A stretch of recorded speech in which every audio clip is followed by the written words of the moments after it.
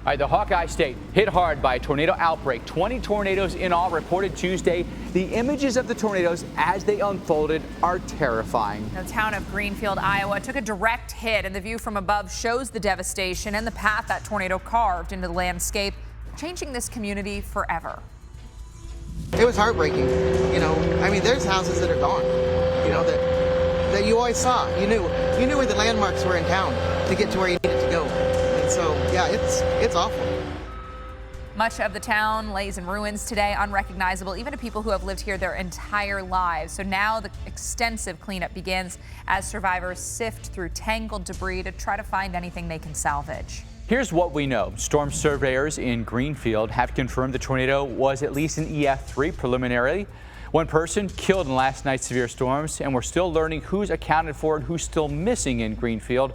Iowa State Patrol says at least a dozen people were injured, including people who were inside a community hospital that had to be transferred to other facilities nearby. Iowa Governor Kim Reynolds has authorized a disaster emergency for 15 counties across the state and was on the ground in Greenfield this morning surveying the damage firsthand. We know it's going to be a long time before things return to normal in some of these communities that were hard hit. In addition, we're also watching severe storms returning again today. We've got you covered here for the next hour of Weather Unfiltered. Thanks for being with us. I'm Mike Bettis. I'm Alex Wilson. As always, our expert, Dr. Rick Knabb, here with us. A tough day yesterday. We've got more severe weather out there today that we're monitoring, but of course, following the story out of Greenfield. Yeah, and we often think of tornado events as they happened on a particular day. Mm-hmm. And yes, the tornado did, but the effects on that community and the people are going to last for years. Right. I mean, it is amazing how quickly a strong tornado that's narrow, moving at 50 to 60 miles an hour in just a short couple of minutes can change people's lives for years, decades, forever. And we talk a lot about, like people's timelines in their life, right? And for a lot of people that live here in Greenfield will be before the tornado and after the tornado. That's how there'll be that demarcation in their life. Right. And I'm sure they've known for years and decades how vulnerable the state of Iowa, along with other states in the region, are to tornadoes. You probably just don't ever really think it will happen to your small community. Absolutely. And we're going to bring you an update from Greenfield in just a few minutes. Our Chris Bruin has been there on the ground. He is giving us a sense of, what's happening, talking to survivors, of course, and helping that community recover. I want to take you right now to Richardson, Texas, where we've got more severe weather on tap today. There's a live look. Again, visibility is down. The rain is coming down across the area. We've got big storms. We've got a tornado watch across North Texas,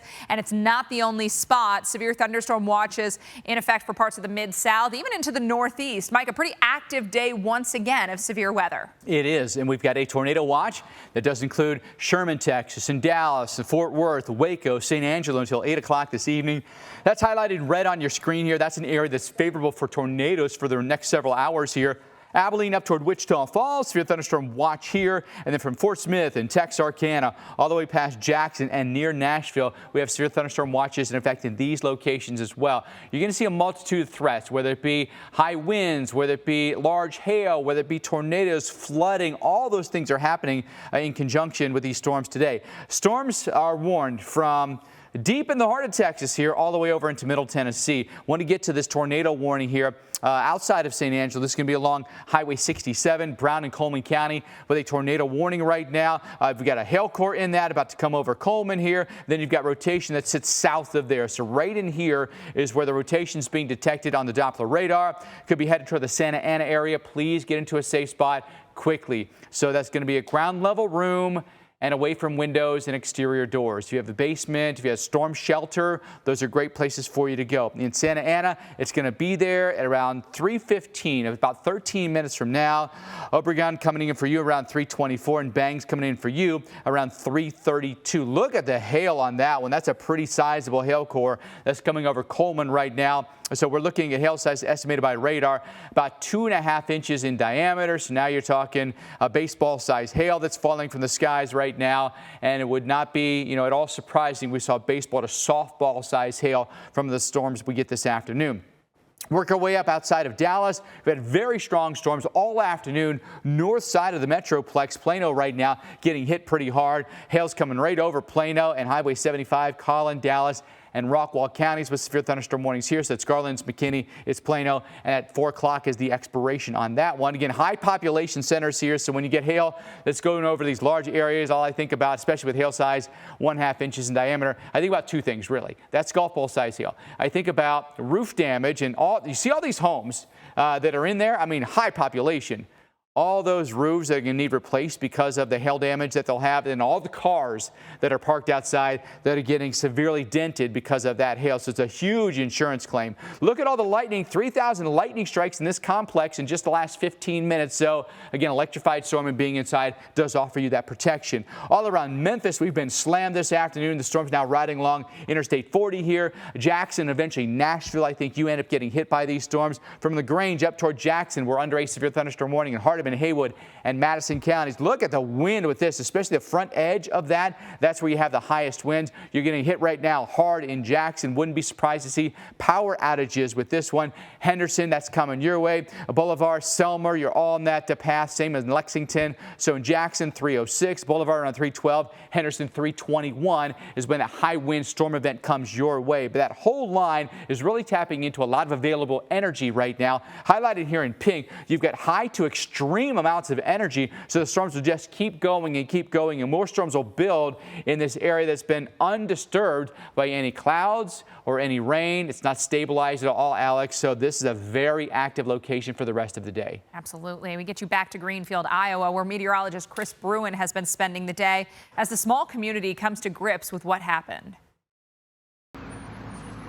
We're right on the east side of Greenfield, Iowa, and you can clearly see the edge of the tornado path as it tore through the south and east part of the city. It's all hands on deck right now. You have obviously the people in town helping out one another, but many family and friends and strangers from neighboring counties and communities all across the region pouring in to Greenfield to help aid in the process. It's a widespread disaster zone. In fact, we can show you some drone footage, and it kind of gives you a perspective on how widespread the devastation is. And while the path itself is relatively narrow, it tracked through the south and east side of Greenfield, destroying almost everything where it touched in its wake. There are many homes and structures that don't even have a foundation anymore. They were completely wiped off. And if you didn't have a basement, it was hard to imagine anyone surviving that kind of destruction. Winds had to have been at least at 120 to 140 miles per hour, likely even stronger,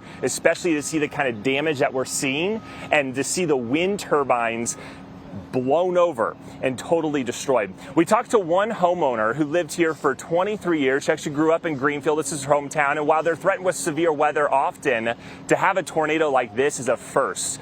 And here's what she had to say. I called to make sure that my daughter was in the basement because she was home for yesterday from college.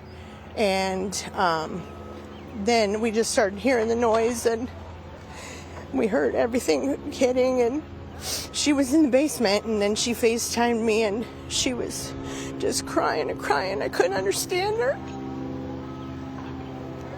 But her and our dog, they got out. Everybody's fine, so that's all that really matters. It was just so quick, and I couldn't, like I said, I couldn't understand her. I didn't know what had happened, and then she's like, "Mom, our house is gone." And she couldn't get out of the basement for a while, but then she moved some drywall and things and was able to get out, and she came up here, and I know she was talking with some other people around the neighborhood. It's really hard to imagine what this family and many families here in Greenfield are going through. Obviously, so much has happened in such a short period of time. It's hard to even really grasp what's happened, and many of them, that's what they've told us. But going forward, it's starting with the basics, making sure you have food, shelter, and water, and then slowly picking up the pieces, whatever salvageable things you can find that have meaning, and then start rebuilding from there. A lot to cover here from Greenfield, Iowa. Chris, thank you very much for that. Excuse me. We know that we've had a lot of damage that's happened for us here across Greenfield. I'm going to show you some of the aerials that we've seen. It does include A lot of damage to homes. You can see numerous vehicles that are piled up on top of each other. There at one point was a building right in there. I have no idea what that ended up being, but you can see the homes in this neighborhood between 2nd and 3rd that have been significantly damaged or just completely destroyed. Home that's missing here, home where the 2nd story is missing. A lot of debris hitting this one as it came from the southwest side of town to the northeast side of town. So much debris, literally other homes that were splintered are hitting that particular home. And you can see up on the screen here, home that's missing, home that's missing, home that is severely damaged here. I'm going to pause there for just a second and indicate a couple of different things here. This was the location of a mobile home, and it is not even there. Now, this home was a frame-built home, but it was on a cinder block foundation. We don't know how well it was attached. It may not have been well attached, but it was no match for the tornado, and it was splintered and pushed in this direction. Big tree right in here. Part of it is on this home. The front side of the home faces the street here. Now, this is an interesting home because it's partially underground. The back half of this home, the property slopes upwards, okay? The property slopes upward in this direction. So the back half of the home is actually partially underground. So what you're seeing here is mostly the roof that's been removed here. You see vehicles on top of debris here. This used to be a garage that was back in here. This is a really rough part of the neighborhood. This was the first part of Greenfield that ended up getting hit here. We'll go ahead and continue to roll the video here, but to show you that a lot of trees have been damaged, significant tree damage in all of these locations. There's a transmission tower just across the street here that actually is still standing, but you scan back and you can see there's debris everywhere you look. So that part of town that we just showed you was about a block in this direction, but you look at these homes now, you got a home here where it's tilted, the top story is missing. All of these homes are losses. This home, complete loss here. And notice this. Piles and piles of debris. Now, the street's been cleaned because they're trying to get the streets clean so you get in first responders, you can get a cleanup crews, a search and rescue. But notice that all the debris is being blown in generally in one direction. Now, we talk a lot about straight line winds where debris is in one direction, and in tornadoes where it's in multiple directions or circular fashion. And you had that, but the forward speed and the momentum of the debris went with that really fast forward speed, which was 50 plus miles per hour. So this is why you're seeing all the debris going in one direction. Then it's centrifuged out of that. So you'll see debris probably hundreds, if not, probably hundreds of yards away from the center of the actual vortex itself, Dr. Nab. But we've seen in some instances where debris has been carried miles from where it originally was. Yeah, and I think the radar imagery shows that likely happened with a tornado moving at 50, 55 miles an hour and picking up debris as it caused damage on the ground and then moving along, carrying that debris with it. And that small, intense spin, that tornado was among many tornadoes spawned by a large spin, the parent weather system that moved across northwestern Iowa. And there was so much instability and so much wind shear in the atmosphere that we had multiple strong fast-moving supercells, and that made them long track, and that resulted in the long track tornadoes. And there is that same parent low up north of Minnesota right now in the front that it has laid down into Texas. So overall, this same weather system is still producing severe weather, but thankfully not in Iowa today. The storms are staying to the north, and in Greenfield today, there southwest of Des Moines, temperatures are in the 70s, and at least temperature-wise, things will stay pretty tolerable over the next several days. The likelihood of severe weather is not very high at all, but we'll have to watch this weekend's systems. But mostly it looks like it'll stay to the south and or east of Greenfield. And there's the areas that are going to be surveyed by the teams over the next few days. The weather will generally cooperate with those efforts. And here is that long track pair of supercells. The main one that lasted the longest went through Greenfield. And Mike, we could track that debris ball even on just the reflectivity before and after it went over Greenfield. It was definitely scary on the radar to see, and we saw what played out in real life, unfortunately. Now, tomorrow, we've got another chance for some storms. We outlined what we're going to see today, but tomorrow they come back again. The most likely location, Nebraska and then northern Kansas, but areas from the Dakotas down through Texas over into Tennessee end up getting hit as well. Pretty classic setup once again. You got the flow that comes in out of the Gulf of Mexico, feeding out ahead of that dry line. Dry line will aid in lift, so will the low itself. We got pretty decent low and mid-level, even upper level setup here, which increases your chances for some stormy storminess, and that's going to be in 2 different pockets here in Texas, then up into the high plains as well. Those mid-level winds are going to turn with height. So remember, surface winds are going to be coming in this direction, and then you're going to have the mid-level winds that are cut in this direction. So you're going to have wind shear, favorable to keep supercells forming,